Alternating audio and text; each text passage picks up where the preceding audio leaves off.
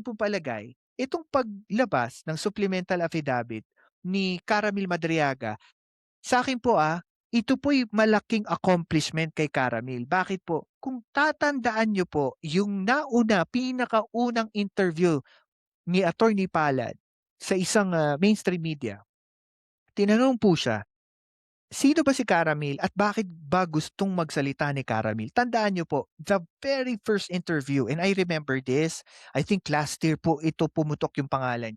Ang sabi niya po, gusto lang ni Caramel is kahit kahit papaano matulungan siya ng kahit isang lawyer, which is Attorney Palad, doon sa kaso niya, at pangalawa, mailabas niya lang, maikwento lang niya sa taong bayan yung totoo. Kahit papaano marinig ng taong bayan yung matagal niya ng tinatago. Kaya ako, para sa akin, this is a win for him. Kung ano man ang mangyari dito sa impeachment, nailabas niya na 'to sa publiko,